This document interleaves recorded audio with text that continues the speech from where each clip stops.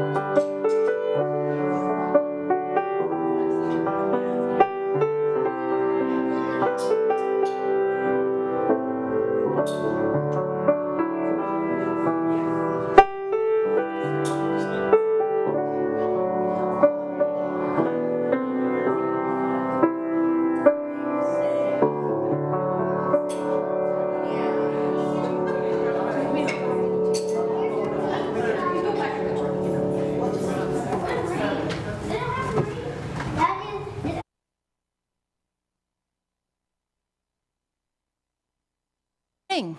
Good morning. To all of you joining us here in the chapel and to those of you on YouTube. We're especially glad to have those of you who may be with us for the first time and hope to see you again soon.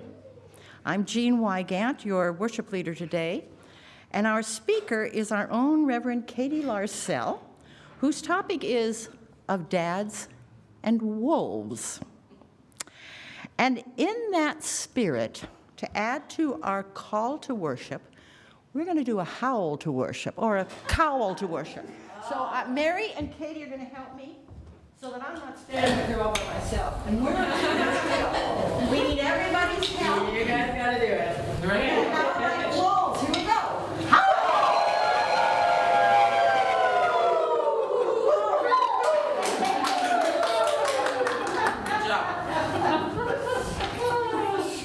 Oh, I had an awake nightmare that I'd be the only one. So thank you. That was kind of fun, wasn't it? And now that we've done that, I would like to remind all of you here in the chapel to silence your cell phones. And if you have young children staying with you through the service, and it doesn't appear that we do at the moment, you're welcome to take them down the hall to the nursery where you'll still be able to hear the service. Now let's prepare our hearts and minds as we listen to the prelude.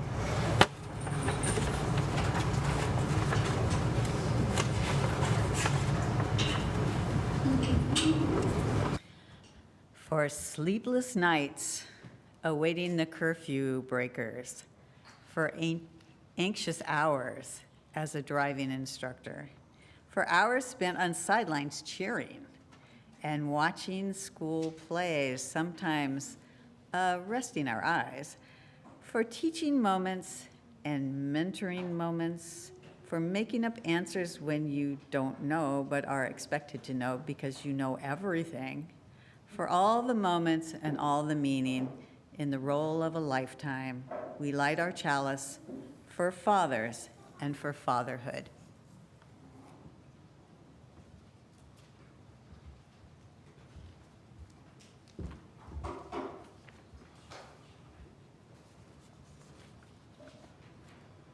As we begin our service, let's take a moment to greet each other. First of all, we in the chapel, let's turn to the cameras on the back wall by the clock and wave hello to our friends who are on YouTube. Good morning and welcome, all of you.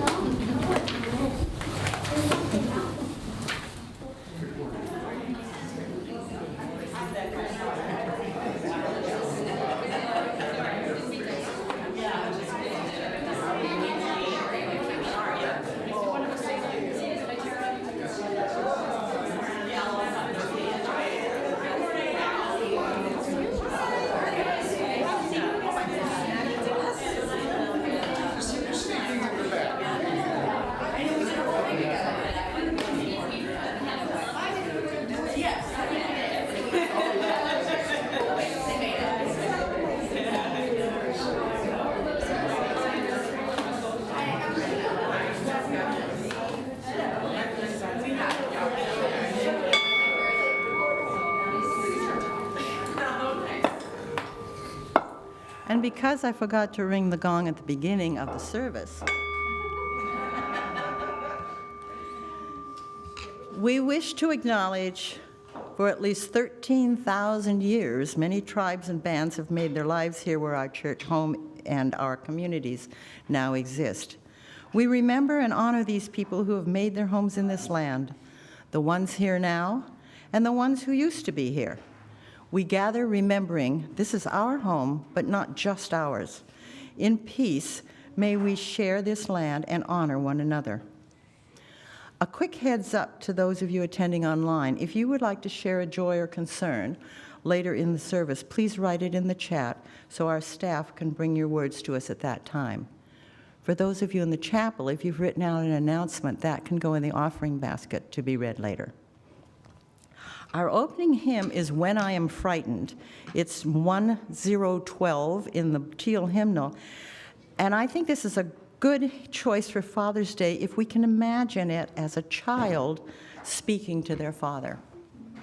I'll play it through once. Last time we had a song leader, I think it was you. Because it's not real familiar.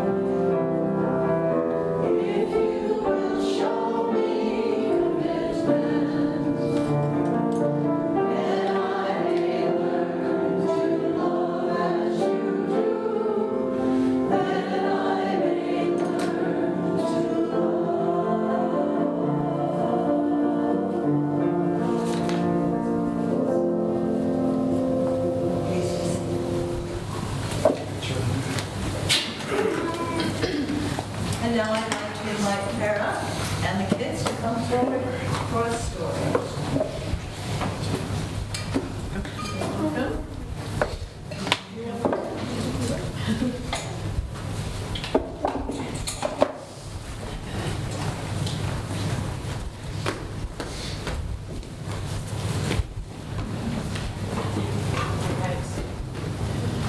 So, we have a story today called Side by Side, a celebration of dads. And that's because today's Father's Day. We also know that families come in all shapes and sizes, so we may also be celebrating grandpas, brothers, father figures, and role models. Today we celebrate all of them. So the author of this book is Chris Rochka, and he also painted a bunch of lovely watercolors of different dads and kids doing different activities together. And you'll be able to see them in the book, or you can see them up on the screen too. But before I start reading, I was curious if either of you would like to share your favorite thing to do with your dad. Do you have like a special activity that you like to do?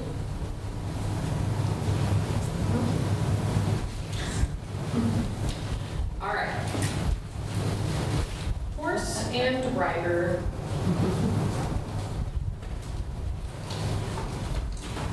Queen and jester. Side by side. Crane and cargo. Engine and rail car. Side by side.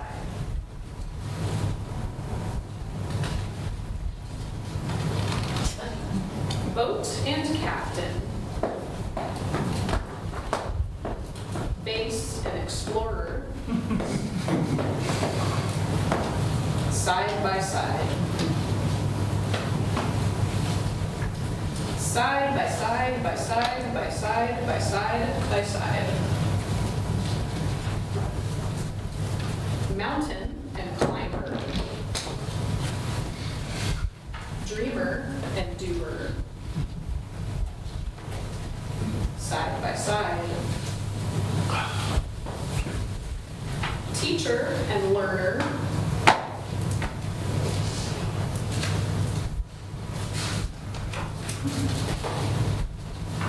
Learner and teacher.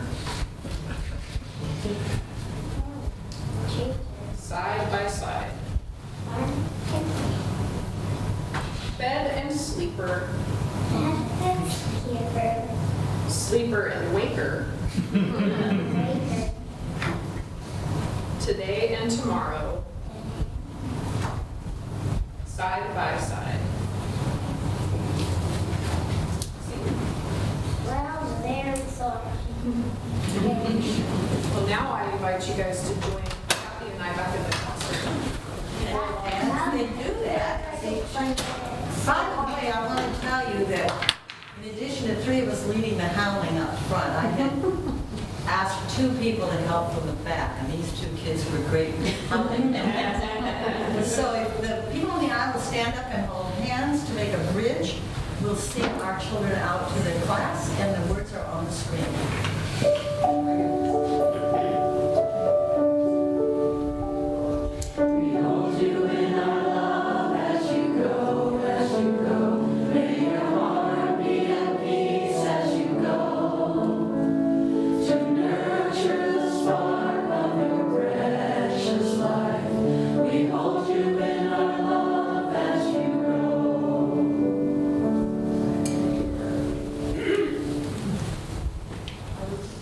The purpose of the church is to encourage all who gather here to grow more generous in spirit and in action. This is the great end of all the world's faith traditions, to bring the human being closer to the divine by acts of creation and compassion. We now take an offering that allows us to exercise that all-important generosity of spirit, an offering that will support this self-sustaining church and its ministries. Here at Eastrose, we share half of our offering with a community nonprofit that we support. This month, we're sharing with East County Rising, a grassroots organization energizing East Multnomah County residents to create equitable, livable communities centering on underrepresented and marginalized people. If you are attending online, you may donate by visiting our website and clicking the donate button, or you may scan the QR code on your screen. If you are here for the first time, we invite you to let the basket pass and truly be our guest. The gifts of the congregation will now be most gratefully received.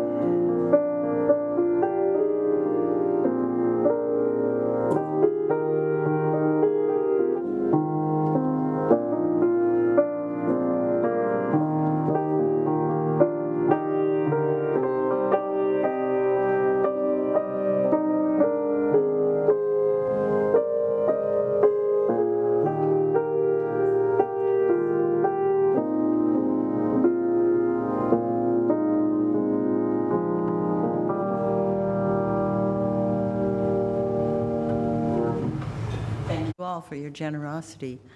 And thank you, Mary, for your lovely music.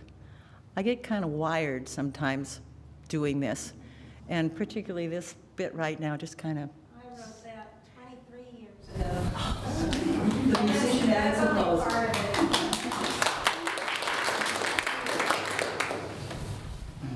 Ours is a welcoming. And now let's sing hymn number 123 in the great hymnal, Spirit of Life. And you may remain seated as we sing this.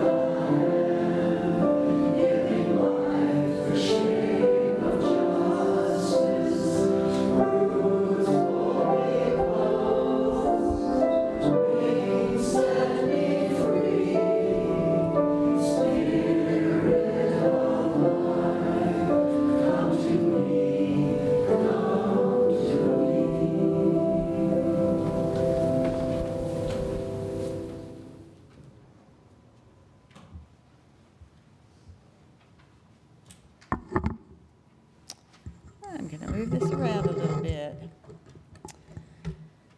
It's a joy to be up here.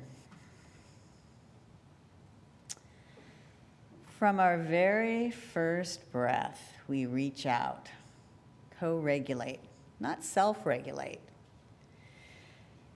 That is in our nature. We find our cues from the sun and the moon, from each parent and caregiver. We find our place in this great turning planet by turning to one another, generation to generation. We awaken to the dawn and fall asleep at the evening's end. Our life's journey is part of something greater, something simple, something divine. A flame cannot be lit without a spark. A life cannot begin without the air, and we cannot begin to find ourselves without love. May we reach out to one another. May we offer love and nurturing care.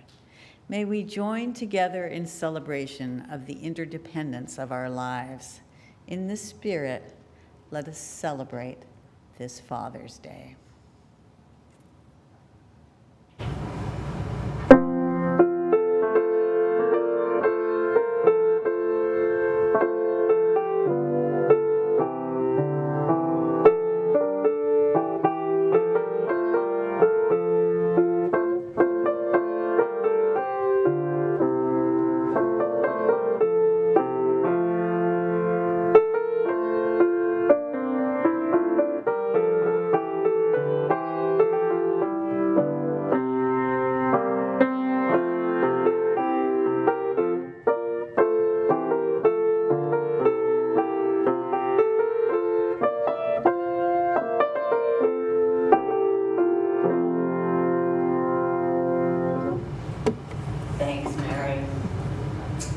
Okay, I know you're dying to find out the connection between dads and wolves, right?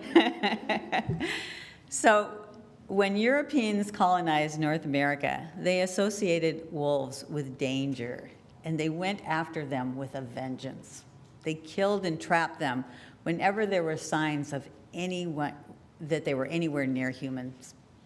European folklore was full of scary stories of the killing of cows and sheep, which they do that, but also babies and small children. At the time, getting rid of wolves seemed sensible. By the early 1900s, predator control became systematic and very effective, with a mixture of traps and poisons. Many states put bounties on wolves, and it worked. When I went to college in Minnesota in the 1970s, northern Minnesota was famous for having the last wild wolf pack in the lower 48.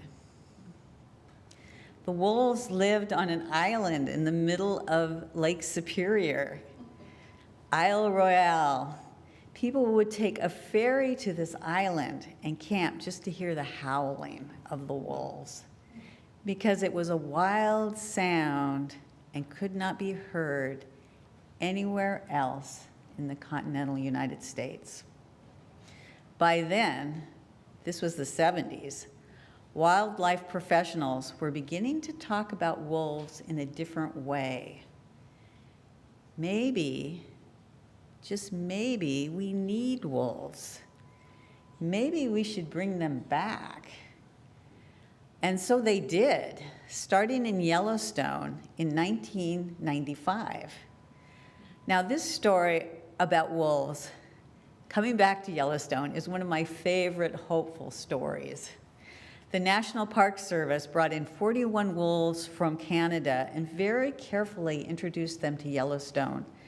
It worked. People loved the wolves and still do. They go to Yellowstone with very fine camera equipment slung over their necks from all over the world. They go to feel that connection to the wild. The wolves did well there, and they filled a niche in the ecosystem that no other animal could fill. And that's a whole nother story, one I love to tell, but I'm gonna move on. For while the wolves were content with the park, the wolf packs grew in Yellowstone, and young wolves would make their way out into the surrounding countryside where they weren't protected. They were looking for a home. And that is where we meet up with OR7. How many of you have heard of OR7? Oh my goodness. I was gonna say, I was prepared to go, oh, well, he was really famous. At one time, he was the most famous wolf in Oregon. He was born in the Eagle Cap Wilderness area in the far northeast Oregon. He's a direct descendant of those Yellowstone wolves. Yellowstone wolves crossed into Idaho and then moved into Oregon in 2008. Oregon Fish and Wildlife captured, collared, and then released these new wolves whenever they could. They collared OR7 in 2011. His name means, I'm sure some of you know, but I'm not going to ask you. His name means that he is the 7th wolf radio collared in Oregon ever. 7. At that time, there were 7. So soon after he got the collar, he took off from his pack and began to travel. And people started to follow his adventures. He was radio collared. You knew where he was. The Oregonians started sharing small little articles about him. The farther he went, though, the more people paid attention. When he came to the Oregon Cascades, it was the first time a wolf had been seen since 1947. When he crossed into California, he was the first official wolf in California since 1924. 1924. And he, by that time, was a media star. Nobody knew that wolves went that far. At that point, nobody knew. The Fish and Wildlife, they thought, well, the wolves would kind of trickle down. They'd be in northeast, and no. And this was like boom. But apparently, the wildlife biologists were worried about him. He had been on the road for a couple of years by that time. They were talking about how if he didn't meet up with a likely female wolf, he would become a biological dead end, is what they called it. And, you know, there was no recorded wolf in California, so they were like, you might be looking in the wrong place. But what do you think happened in the spring of 2014? he met a fine black-haired female wolf. She didn't have a collar, but she was caught on camera a few times. So, John, do you have a picture of her? Yeah, I think that might be her. Wildlife biologists kept finding sign of her. It was obvious that the two wolves were hanging out, for OR7 had stopped wandering. He was staying in the same Southern Oregon location. Finally, two biologists hiked into the area where OR7 was staying and carefully caught sight of what everyone had been thinking, but no one knew for sure. Yes, there we go. That's an actual photo of his first babies. OR7 was a father. Can you see them in there? Yeah, very well hidden. His long travels were over. He was now out hunting for his pack. The internet has pictures of the babies too, and you see them. So what has OR7 got to do with modern dads today? Why do I always think of wolves, and especially OR7, when Father's Day rolls around? Well, because OR7, this wolf father, just did what came naturally to him. It's natural for a single young male wolf to take off from his pack and try and find a mate. It's natural to keep moving, to keep traveling until he finds someone. But it took him 2 years. He didn't know why it was so hard. I mean, he didn't know that wolves are rare in Southern Oregon, or that California is even more of a wolf desert than Northeast Oregon. It's just the world now, and he lives in it. He didn't know that he was part of an historical moment so different from any other for wolves. He just had to follow his instincts and do the very best he could. And that's what I see as the connection between dads and wolves. The world is different now from when we evolved our natural responses.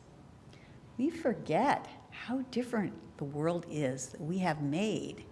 In some ways, the wolves are more natural now than the landscape they run in. And that is the way it is for fathers in the human community too.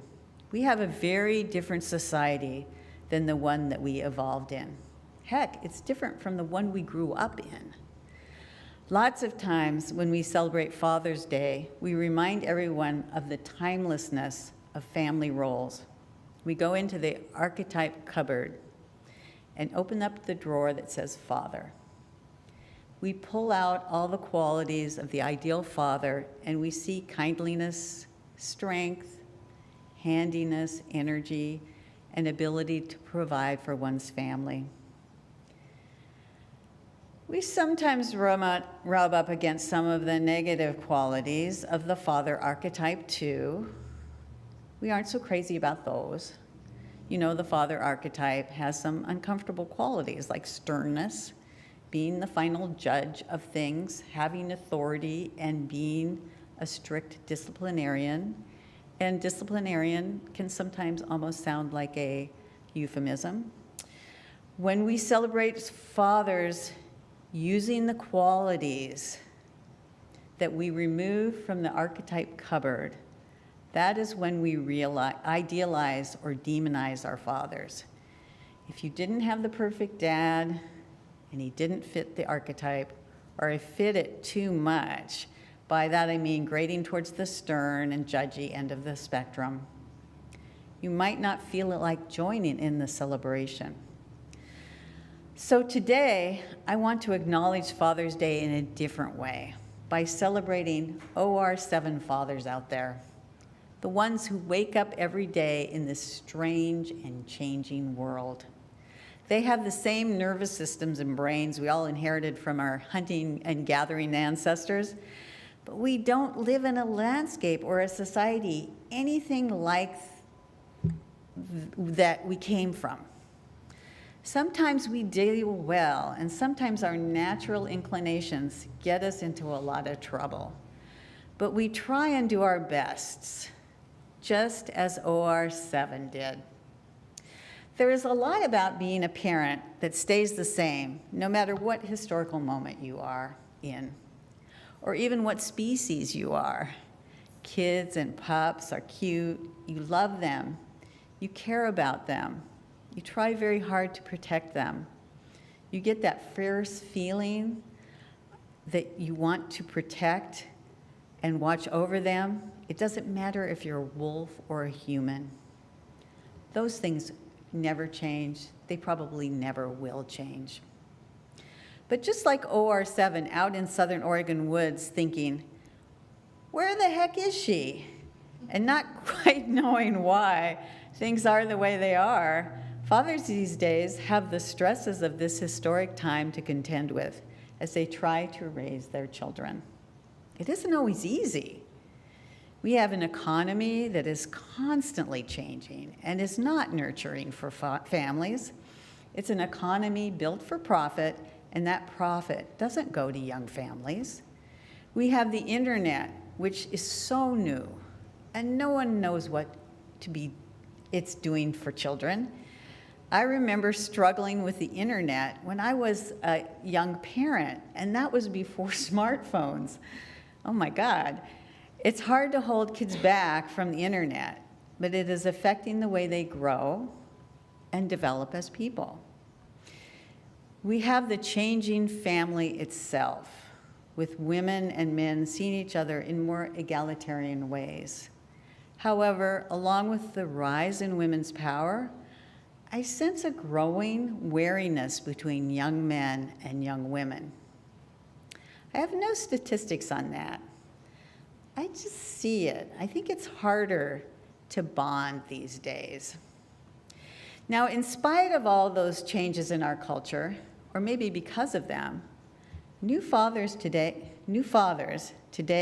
OR7s, are an interesting bunch. They don't take fatherhood for granted as just a part of the package of marriage and adulthood. Men want kids more than ever. Since 1965, according to the Pew Research Center, the amount of time fathers spend with their children has nearly tripled. Tripled. In 2011, the largest study of singles ever undertaken showed that currently, young unmarried men want children slightly more than young unmarried women. Fathers, young fathers, old fathers, fathers see parenting as central to their identity, as much as women do. One young father wrote in Fortune magazine, "Having children has always been a major life marker, of course, but the end of other markers of masculine identity has given fatherhood outsized importance. The old religious rituals gave way long ago. Making a living is principally a sign of good luck. Owning property is a sign of your parents' status more than it is your own. Combat itself is now gender neutral. Only fatherhood is indisputably masculine, which is why when you ask men, when they became men, they usually answered, when they became a father or lost a father." End quote. Some of this change in how young dads see themselves is coming out of the push and pull of our economy and the achievements of young women. More dads are staying home with their young children because their wives are working and making more money. One of my nieces has a stay-at-home husband who cares for their young toddler. Another niece just announced that her husband is home with her middle school kids after retiring from the military. "He's a Mr. Mom now," she said excitedly. Nobody is complaining or hiding it. What a relief that no one is complaining or hiding it. At this time, both families are not the statistical norm, but neither are they so unusual that people point at them on the street, or at least if they do it very casually. It's a start, an evolutionary change for our culture. These changes in fatherhood are a long time coming. They seem healthy for both the children and the fathers. Oh, and the mothers too, don't you think?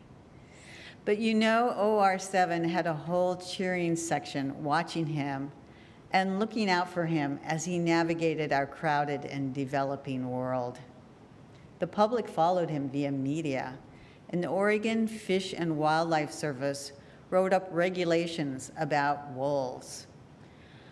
Oregon Fish and Wildlife now works with landowners to teach them how to coexist with wolves. You know, do we do as much for our young families? How do we as a society welcome our young families and the changing role of fathers? Think about it. Amen. So may it be.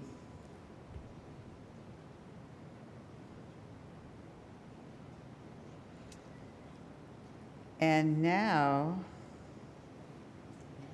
we are waiting a few moments. I'll let you continue. Let's just take a few moments of silence to reflect on what we've just heard.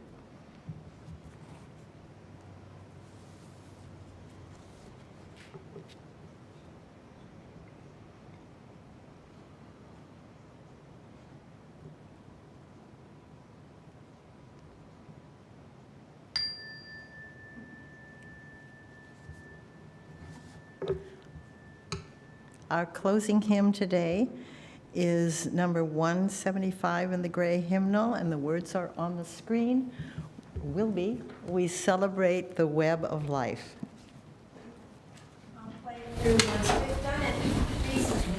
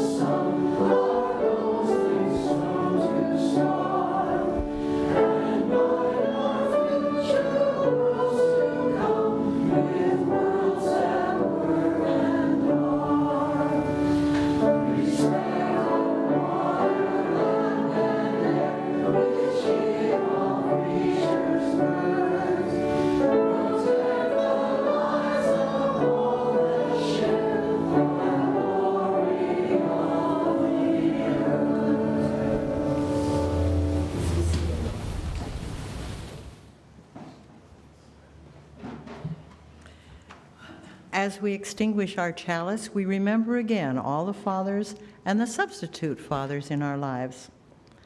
For scrapes and boo-boo kisses and Band-Aids, for hugs and kisses and silliness and play, for handing over car keys and waves goodbye, and cradling grandchildren for the first time.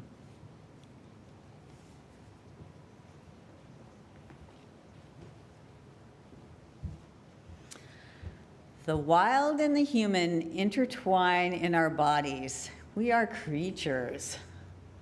As we live our creaturely lives, let us acknowledge and cherish what makes us human and what makes us wild. Amen.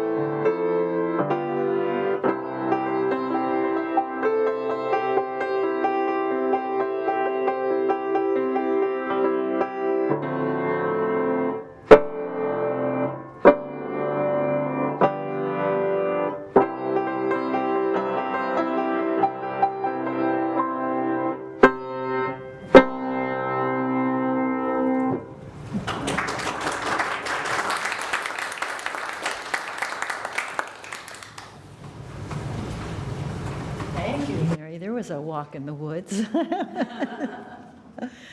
Announcements. There are announcements in the petals, and I encourage all of you to read those.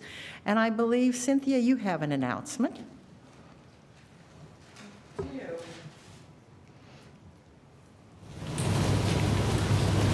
We are losing some of our board members. They are retiring off the board at the end of the month. They only have to sit through one more board meeting, that's tomorrow. Yay. And the universe does provide for board members who are leaving. So if Keen and Larry would come up, and I have one for Katie, I'll give to her mom to take home to her. These are some little thank yous from the universe. Larry's been doing facilities in this church for a decade. And he's also doing it for his HMO, so he must be nuts. But he's decided it is time to step down and hand that over to others. Thank you, Larry, so much. And he's been my vice president this year, but he's been on the board for 4 years. Nobody should have to serve that long, for sure. And so I thank you for your service. Yes, and for Katie, who's also been serving on the board as treasurer, a very challenging job for 4 years, to say the least, for 4 years. Yes, if you would like to take this, Lynn, back to your daughter. I saw her drop her mom off at church today, and I said, aren't you staying? She says, going home to pack. She's getting ready to go on her vacation in just a couple of days. Well deserved. And she can't wait. She's got to pack now. Okay. So thank you all.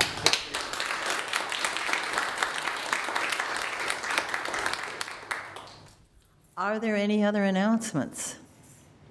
And John, were there any announcements from online? No. Okay, well, given that, I would remind you to sign the cards in the lobby that Bonna told us about earlier. And you're now invited to stay for coffee and conversation. And if you are online, we invite you to exit YouTube and join the cafe conversation on Zoom with a link that's provided. The end.